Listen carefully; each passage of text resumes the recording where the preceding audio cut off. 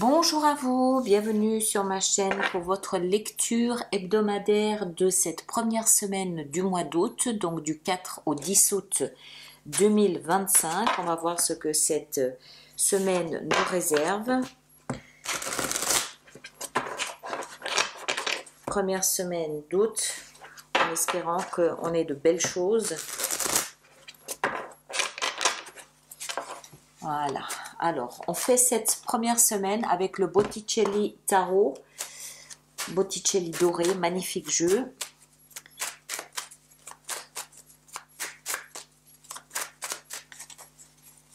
Alors la première carte, nous avons l'As de denier, ben, c'est pas trop mal.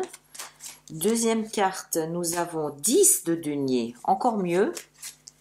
Et 7 de bâton. D'accord.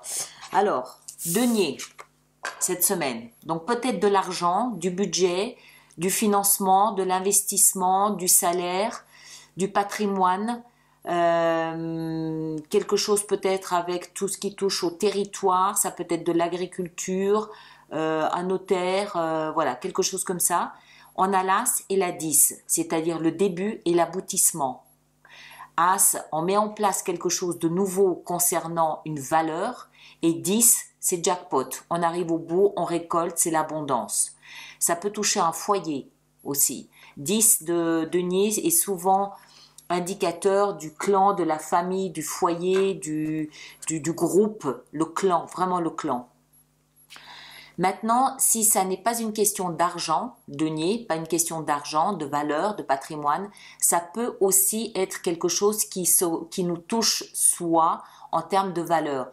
Je prends un exemple, des études qu'on aurait pu faire et enfin la remise du diplôme, ça peut être quelque chose comme ça. Celui qui est entré en thérapie, il a démarré, il a posé une première pierre sur son chemin de guérison, ça y est, c'est bon, il se valorise. Mais je pense que pour la grande majorité, ça va surtout concerner une question d'argent, une question de patrimoine, de financement, de contrat de travail peut-être aussi, en fait tout ce qui touche à l'argent. 7 de bâton nous fait comprendre en fait qu'on a été, je dirais qu'on a été têtu et obstiné sur ce chemin-là. Et 7 de bâton, 10 de denier plutôt nous montre qu'on a eu raison. Je m'explique. 7 de denier, je vais y arriver. 7 de bâton, on voit ici un centaure qui en fait a tenu bon malgré les oppositions. On lui a opposé des avis différents, des avis contraires. Il s'est même probablement à un moment donné retrouvé seul avec son point de vue, avec ses arguments, avec ses désirs, avec ses objectifs, avec ses actions. Les autres lui ont peut-être tourné le dos pour lui faire comprendre qu'il faisait fausse route. Il a tenu bon, il s'est obstiné, il n'a pas changé d'avis et il semble que ce qu'on voit ici nous montre qu'il a eu raison, qu'il y a eu une forme d'obstination dans cette démarche qui prouve, l'issue prouve qu'on a eu raison et qu'on a bien fait de s'obstiner, on a bien fait de tenir bon, on a bien fait de rester agrippé, accroché à son avis, à soi, malgré ce que les autres nous opposaient. Alors, on va voir ce qu'on a de plus avec le tarot de la Renaissance ici. Alors, là aussi, on va les mélanger un petit peu. Hop là. Encore un petit peu.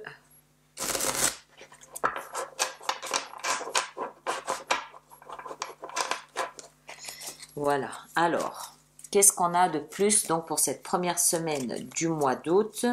Sur notre as de denier, nous avons le roi d'épée.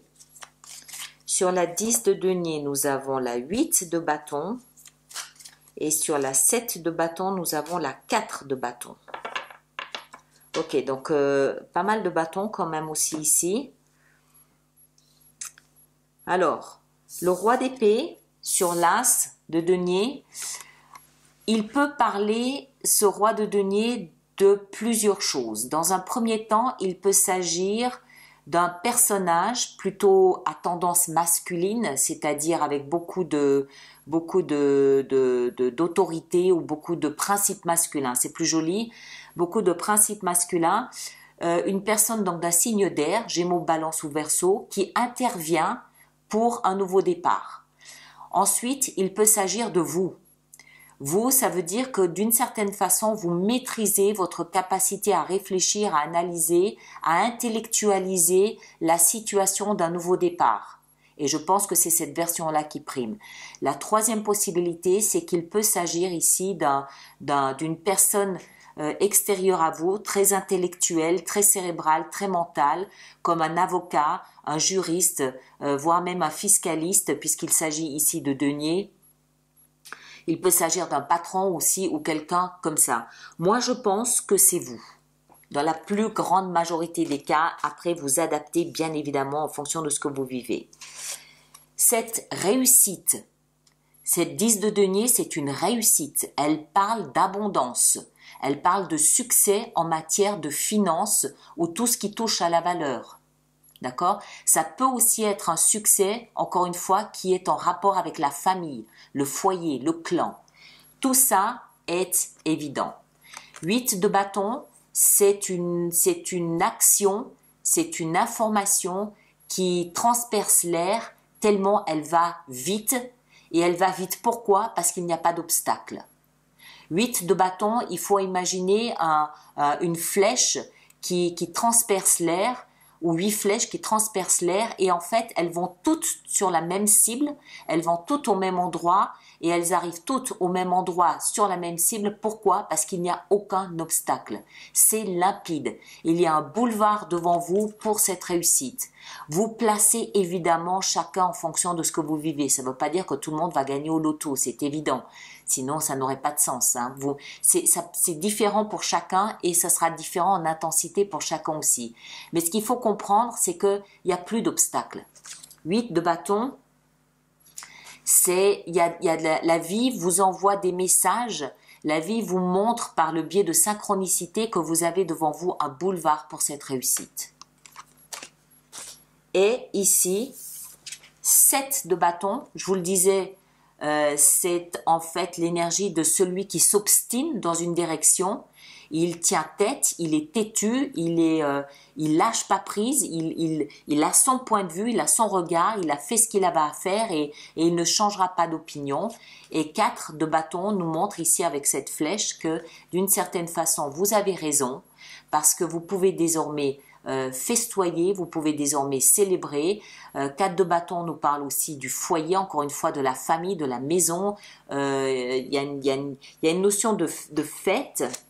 Notion de fête, fête, on célèbre quelque chose qui peut avoir un rapport avec la maison, avec le foyer, parce qu'on a réussi à être obstiné, parce qu'on a réussi à tenir bon et à ne pas céder. Je vais quand même en rajouter une ici.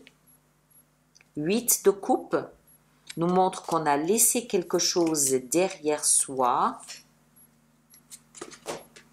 8 de coupe nous montre qu'on a... En fait, on s'est obstiné dans une direction en laissant quelque chose derrière soi. 8 de coupe, on part en laissant quelque chose qui nous a à un moment donné nourri émotionnellement, qui à un moment donné on a aimé. Mais là, on le laisse partir parce qu'on a une idée bien précise. Ça peut encore une fois toucher le foyer, mais c'est de toute façon quelque chose qu'on va fêter, qu'on va célébrer. Et on a avec ça le pape qui nous explique qu'on a fait tout ça parce qu'on avait confiance. On n'a pas lâché parce qu'on avait confiance en son point de vue, malgré peut-être les preuves que l'extérieur nous apportait. On n'a pas lâché.